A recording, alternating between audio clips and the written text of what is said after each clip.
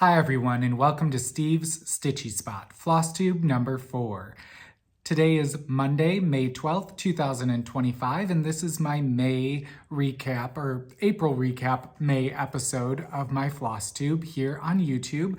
Thank you so much for taking the time to spend a little bit of time watching the video and joining me, catching up on my works in progress here over the last month, as well as a little bit of haul and a fun visit that I'll recap at the end of today's episode. So I hope you all have had a great April. We have been traveling a lot for work. For those of you that are new, my partner, I'm Steve, by the way, my partner Andy and myself, we own Leading Men Fiber Arts, an indie yarn dyeing company and yarn store here in Clinton, Illinois, a small rural farm town in central Illinois.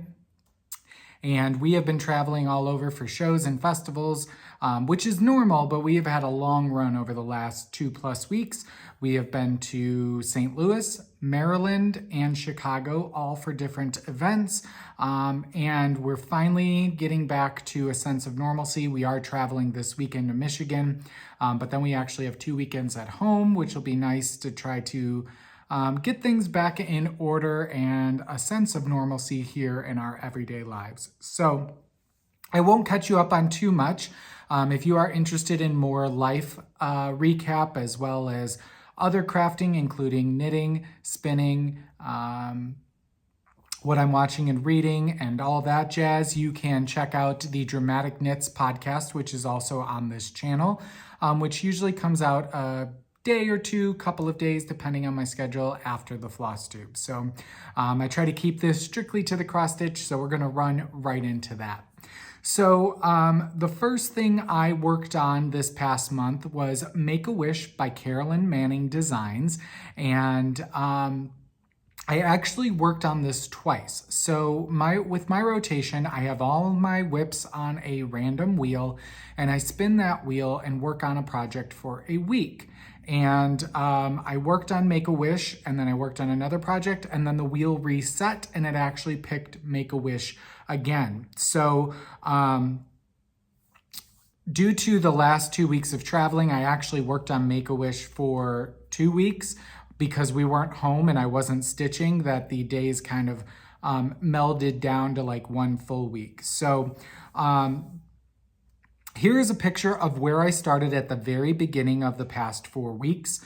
And I worked on it week 1 for 4 days is all I had at home. And I got a total of 436 stitches into the project and bumped it up to 8.77% complete. Again, I'm stitching this on 14 count white Aida using all DMC. And then when it came back out, I worked on it for 9 days over that 2-week period. And I added 1,913 stitches to the design from previously. And now I'm sitting at 16.73% complete. In fact, I put about 45 more stitches in it this morning before I had to head to the eye doctor for a 6-month checkup, and then come here to work and feel very overwhelmed with the amount of things that need to get done. But I was like, no, recording is first. So I got everything together, which is a daunting task in itself. And now I'm finally sitting down and chatting with you all. So, but it's always nice to sit down and chat and record and go over my progress and feel a sense of accomplishment. So here is where I'm at right now. Again, this is sitting at 16.73%. And I am done with the first 20 rows from the top all the way across. And I'm working my way typewriter method, selecting symbols, and then finishing out threads across the 3rd row of 10 by 10 blocks here at the top. So this is going pretty well. I'm pretty happy with it. Again, I enjoy stitching these larger motifs of color fill-in. It is not as challenging as a lot of my other designs that I'm working on. And of course, the bright, fun colors and changing up the colors a lot is motivating. So yeah, there it is. And there's there's that. Put that back away really quick. So the next thing, it was the final thing on my wheel before it reset, was the 2020 Pandemic Sampler by Sarcygurl. I'm stitching this on 14 count linen in Jamie's Kilt, dyed by Fabrics by Stephanie. You've seen what it's going to look like finished. And here's where I started at the beginning of my week-long rotation. I was able to get a full 7 days in on this project, and I added 1,246 stitches to the project. And again, 40 count, I'm getting better each time I break out my 40 count projects.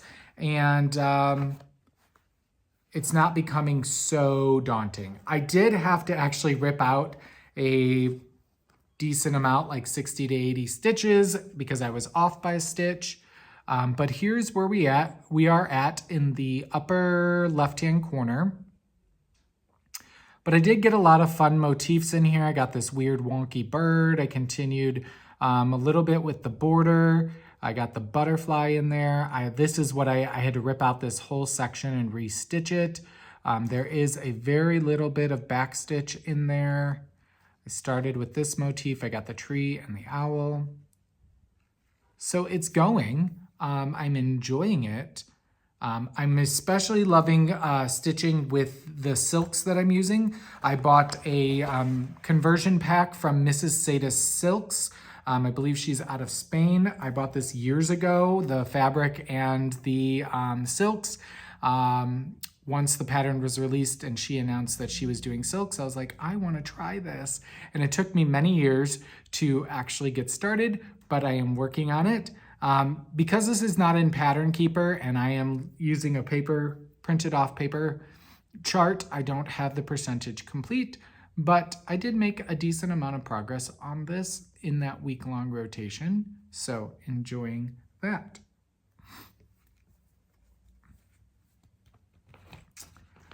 And then the final project that I worked on this last month, again, only 3 because the Make-A-Wish got pulled twice, was the Fruits of Plenty by Modern Folk Embroidery. And I'm stitching this on 32 count Belfast linen dyed by Picture This Plus in the color Tycho. And again, here's a picture of where I was at the beginning of that week-long rotation. I was only able to work on it for 4 days, but I did add 1,053 stitches to this design, and I'm now sitting at 68.26% complete. And I am stitching this using 2 shades of blue DMC. And again, if you've been watching since the beginning of my Flosstube journey, this is the project that I was working on almost pretty monogamously for 3 years, till I decided to start a Flosstube and throw all caution to the wind and start a multitude of new things. But I do have a system with my rotation of how new starts are going to start, so that I don't get too overwhelmed. Again, I do need to invest in a whiteboard and clips, but I just have not gotten around to doing that. So I did add into, let me see if I can show you here. Down in this section is where I stitched, and I did get the A stitched in, so you can put in your initials. So I had done the S, which is my name, Steve, and then I was going to put my last initial here, but I decided to put my partner's name, Andy, his initial. I did not, this was under the Q-snap, and I did not notice that I put the Steve 1 stitch above the line, and I put the A right on the line. I don't really care. I don't. So I'm not going to rip it back, but you know, that was a challenge for me, was to take the pattern that's just the letter that's not actually in the overall design to know where to place it and kind of do the quick math. It wasn't hard, but it's just outside my comfort zone. So I did get a lot done up in this area right here. But yeah, you can see it in all of its glory right there. There's a full shot of it. And not quite 3/4 of the way done, so still a lot of progress to be doing on that. But I am stitching this, because it's on a 32 count, I am stitching this 2 over 2. whereas the pandemic sampler, because it's on 40 count, I'm stitching that 1/2. And of course the Make-A-Wish is on 14 count Aida, so that's 2/1 on those. So that's all the progress that I made over the last month, but I was pretty happy with my total of stitches. I did a total of 4,648 stitches over the last month since we've last talked, and that's almost 2,000 stitches more than what I did in March. So April was a pretty good month for stitching for me. I do have a little bit of haul. I was able, one of our first work trips was down to St. Louis for the Midwest Fiber Festival. And while we were down there, we actually went down a day early and got to see Alyssa Edwards, who is a drag queen, most known from RuPaul's Drag Race, especially the Global All-Stars, which she was the winner of. It was the first ever Global All-Stars competition. But then on the Friday before we had to set up for the festival, we swung by Color and Cotton, which their shop is in St. Louis. And while I didn't get to meet the dyer, I did get to chat up with the dyer's mom. She was the one kind of running the shop. She was explaining how their dye studio was about 2 miles down the road, and that's where, of course, the dyer, I do not know her name, I'm sorry, was at. But I got to chat up with the mom. She was very nice. She helped me kit up a project. I walked around for a while, trying to select a pattern.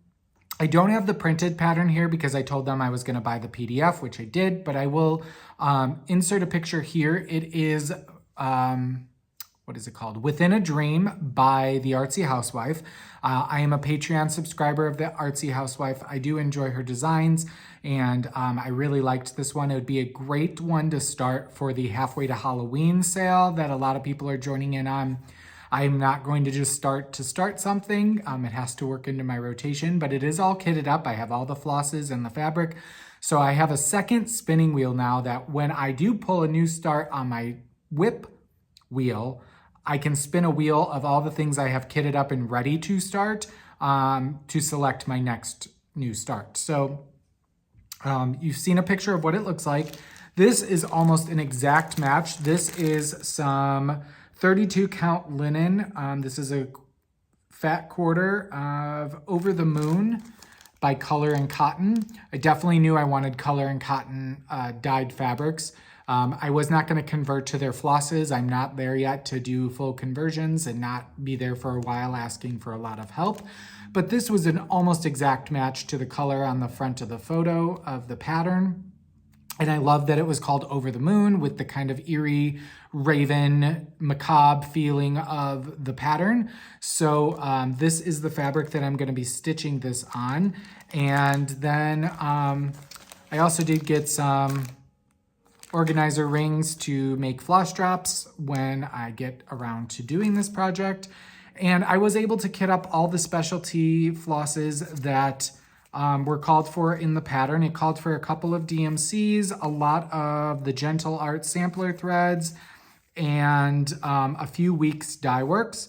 So it was fun to kind of shop all in one place and not just click and buy like online. I'm trying to hold these all out for you. So here are all the Gentle Art sampler threads. And then here are the Weeks Dye Works. And then here were a couple of the neutral DMCs in there. Oops, dropped one, but I got two in there. So, let's see if I can do this. So here's what those are going to look like against the fabric. So super excited to have this kitted up and ready to start whenever it gets selected. Don't know when that'll be, but it is all ready to go. So I need to put that in a project bag so it's ready. And then I finally got an order from Live and Dye LA. I placed a very, not large, but an expensive order with them for a long dog samplers called, what is it called? don't know, it's on my spinning wheel. Love at First Sight, maybe, which I purchased the pattern and then I realized I didn't like some of the wording. You'll see a finished picture here of what the pattern looks like. I didn't like the wording down at the bottom. It mentions angels, and that was not something that I was like, once I looked at it, I was like, eh. But I realized I could, I forget what it says now, but I can change the word angels to love. And since love is already in the first part, I think I can do it. Who knows when or if I'll ever even get to that bottom portion of the pattern in my lifetime, but that's the fun of it all. So I had seen this over-dyed floss being used on another Flosstube. I think it was the Oh Stitch Happens podcast. And this is a variegated darkened rainbow from Live and Die LA. And I had no idea how much I was going to need for this pattern. So I went generously over what it was kind of suggesting maybe, or what I thought I needed. But I bought 250 yards of true colors. These are 50-yard skeins from Live and Die LA. I believe these are cottons. They don't feel like silks. So it's because I wanted this kind of as a pride piece, but I didn't want it to scream pride. I just wanted it to be a nod to pride. I got these 5 skeins, and then I picked up a fat half of silver lining 36 count linen from Live and Die LA to stitch that on. So I think that's going to look really nice for the pattern. Now, it did take quite a while to get this. She does have clearly stated on our website, I think when I ordered, it said 4 to 6 or 6 to 8 weeks. It took a little bit longer than that, to the point where I was almost going to check in, but then I gave it another 2 weeks or so and it finally shipped. So it did take within 2 to 3 months to get my pre-order dyed out. So just know that if you're going with Live and Die LA, that you do, as long as you're not in an immediate it's not an immediate necessity to have it right away. But yeah, so this is all kitted up and ready to start my first long dog sampler eventually. But I'm excited for that as well. So, and then last but not least, I did pick up a cross stitch kit. And in fact, I placed an order from this company while we were at H&H Americas, which is a big wholesale trade show in Rosemont, Illinois. It's a Chicago suburb. We were there for the past week, showcasing leading men fiber arts yarn, but also duo shopping for the store. So we did an event the first night called Sample It, which is a quick speed dating, speed shopping, where shops get to go through and get little small kits or skeins for them to sample different companies. And my partner, Andy, was actually walking around and he brought over a card and he said, go check out her kits. And this is from Junebug and Darlin, based out of Portland, Oregon. And I was ready to buy a bunch of them off her table, but I didn't want to clear her out. She did sell out at Sample It, but I did get this Homo Sweet Homo kit, and I'm going to stitch this for my own home. So I got this definitely for me to stitch. This is on my wheel of new starts to eventually start. But I did place an order with them at the show, and so that will be coming to our online and physical brick and mortar store here in a little while. We got a bunch of different cool nature-inspired ones, as well as some LGBTQ and empowerment kits as well. So I'm super excited about that. And so keep an ear out for cross-stitch kits being stocked here at LMFA from Junebug and Darlin, all the way from Portland, Oregon. And what was really cool too is she was telling me she sources all of her own packaging and tries to keep everything as local and as eco-friendly as possible, which is always a plus, especially when working with small businesses and wanting to rep them in our store as well. So Homo Sweet Homo is on the list. So I've shown you 3 things that are fully kitted. I think I have 8 things fully kitted on my wheel of potential new starts now. I have a couple of patterns and fabric that you've seen last episode that I bought, but I don't have fully kitted yet. So those are not on the wheel. But yeah, so that's pretty much been it for the last month. Before I leave you, I wanted to give a shout out to 3 Flosstubers that I enjoy. I just kind of randomly scrolled down my YouTube subscription and picked a couple of to mention. First up is a brand new Flosstuber. He just premiered his first episode yesterday. I came across him on Instagram. He kind of had a viral video of him stitching, and it took off, and a lot of people were asking for him to Flosstube. And that is, I did not get his name, but that is Cross Stitch in Cambria. He is also based out of Illinois, in Northern Illinois, on the Michigan or Wisconsin border, I think he said, close to there. And he spent his first video really introducing himself and a little bit of his personal life and his love of music, and showed a little bit of his past stitching. So you could definitely check that out, especially if you're looking for more males in this community. And so check that out. Then my next one that was randomly selected is Lindy Stitches. And I thought it was very kismet that Lindy Stitches was selected. I have been watching her videos for many years now. In fact, she was the first cross-stitch designer I ever brought in to sell in the shop. We do have quite a few of her designs available online and in store.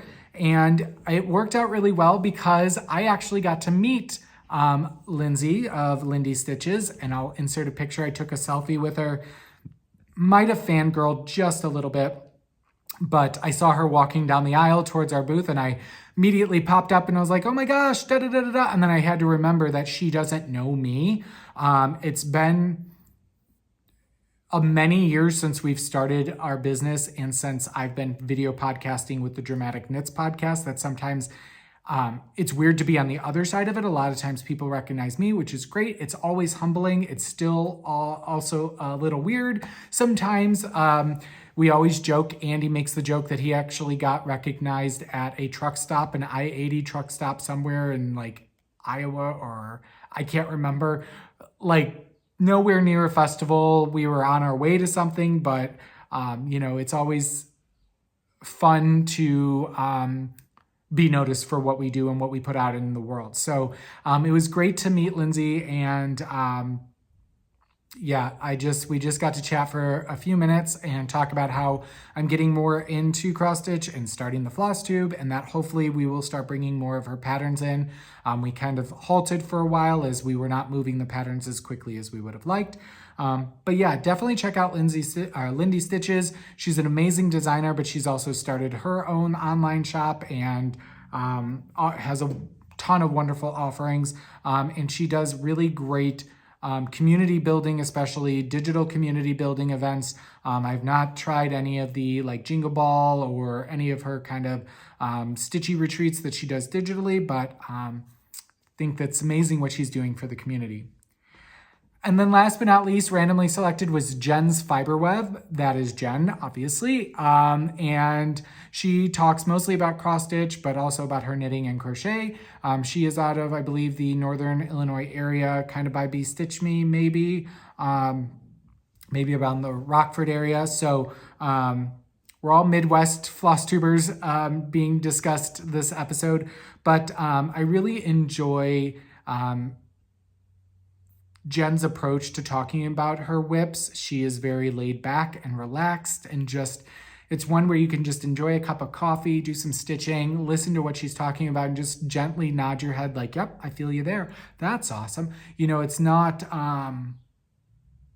it's just a good, soothing Flosstube. So highly recommend the 3 that I mentioned this episode. And again, if you have any Flosstubers or if you have your own Flosstube, please mention them in the comments below. I'd love to check out any and all. Again, I'm way past the point of being able to stay up to date with anybody in particular, but I do enjoy being able to pop in every couple of days, or when I'm home is usually when I'm watching things. So I do enjoy being able to pop in and catch up with the people who are sharing their progress in the crafting and making community. So Thank you so much for spending your time here with me today. If you have any questions or comments, please feel free to leave them down below. I will have show notes in the drop down below, and feel free to check any of those out. And yeah, so until I see you in June, happy making.